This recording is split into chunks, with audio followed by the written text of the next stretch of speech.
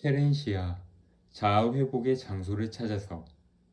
투우장 한쪽에는 소가 안전하다고 느끼는 사람들에게는 보이지 않는 구역이 있다. 투우사와 싸우다가 지친 소는 자신이 정한 그 장소로 가서 숨을 고르며 힘을 모은다. 기운을 되찾아 계속 싸우기 위해서다. 그곳에 있으면 소는 더 이상 두렵지 않다. 소만 아는 그 자리를 스페인어로 쾌렌시아라고 부른다. 피난처, 안식처라는 뜻이다. 쾌렌시아는 회복의 장소이다. 세상의 위험으로부터 자신이 안전하다고 느끼는 곳, 힘들고 지쳤을 때 기운을 얻는 곳, 본연의 자기 자신에 가장 가까워지는 곳이다. 사냥이나 술록이 두려움 없이 풀을 뜯는 비밀의 장소, 독수리가 마음 놓고 둥지를 트는 거처, 곤충이 비를 피하는 나뭇잎 뒷면, 땅 두더지가 숨는 구리 모두 그곳이다. 안전하고 평화로운 나만의 작은 영역. 명상에서는 이 쾌렌시아를 인간 내면에 있는 성소에 비유한다.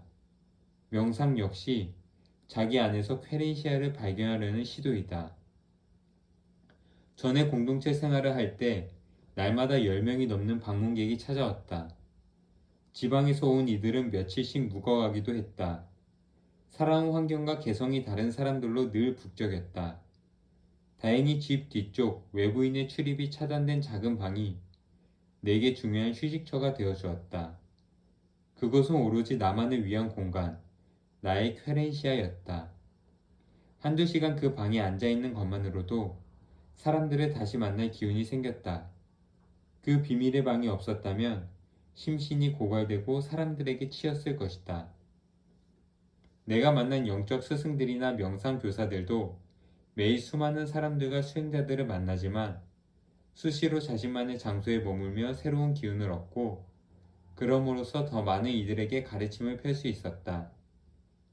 그렇지 않으면 영혼의 샘이 바닥난다. 내 삶에 힘든 순간들이 있었다. 그 순간들을 피해 호흡을 고르지 않으면 극단적인 선택을 하거나 부정적인 감정들로 마음이 피폐해질 수 있었다. 그럴 때마다 여행은 나만의 쾌렌시아였다. 여행지에 도착하는 순간 문제들을 내려놓고 온전히 나 자신이 되었으며 마음의 평화를 되찾았다.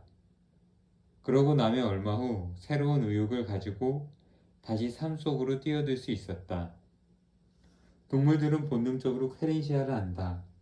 뱀과 개구리는 체온으로 동면의 시기를 정확히 알며 제주 왕나비와 두루미도 매년 이동할 때가 되면 어디로 날아가 휴식할지를 안다.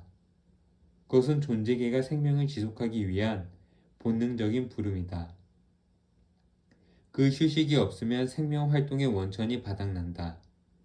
인간 역시 언제 일을 내려놓고 쉬어야 하는지 안다. 우리가 귀를 기울이면 몸이 우리에게 말을 해준다. 쾌렌시아가 필요한 순간임을, 나 자신으로 통하는 본연의 자리, 세상과 마주할 힘을 얻을 장소가 필요하다는 것을. 장소만이 아니다.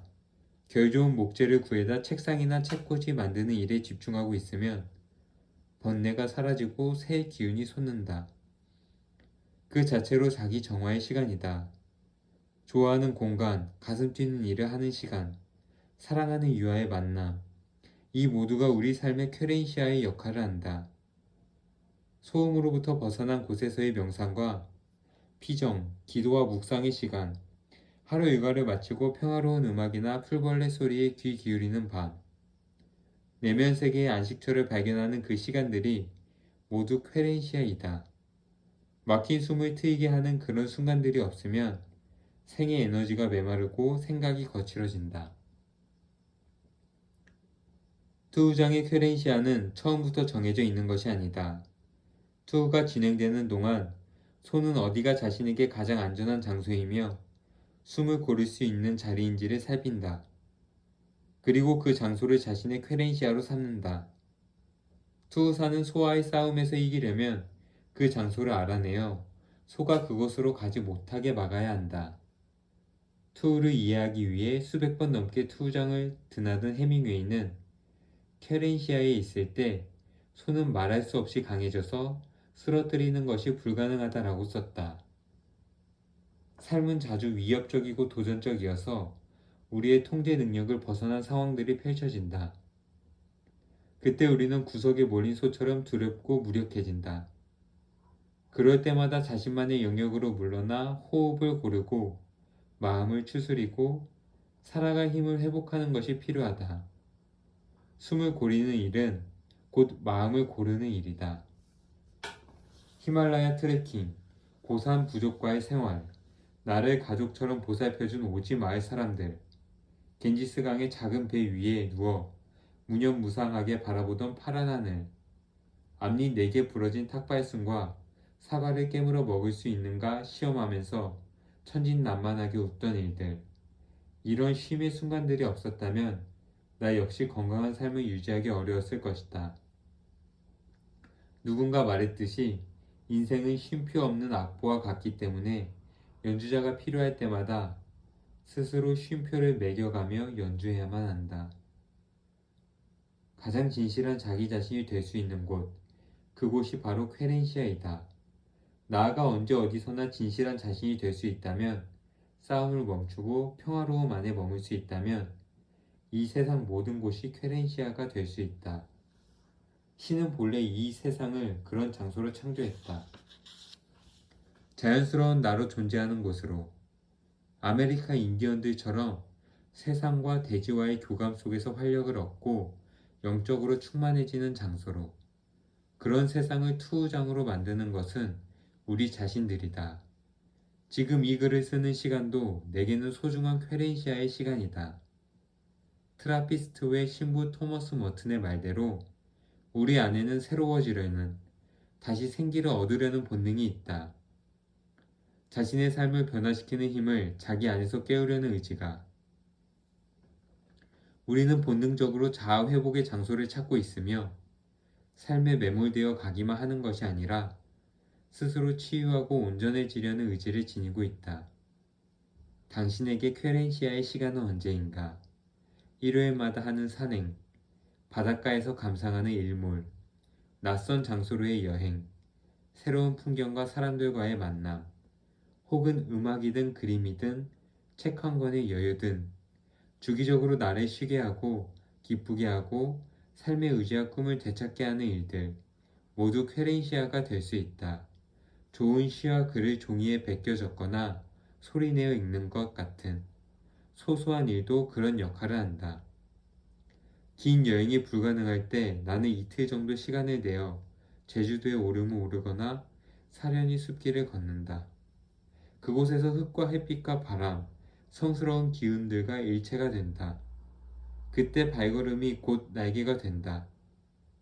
자연과 연결되는 장소, 대지와 하나 되는 시간만큼 우리를 회복시켜 주는 것은 없다.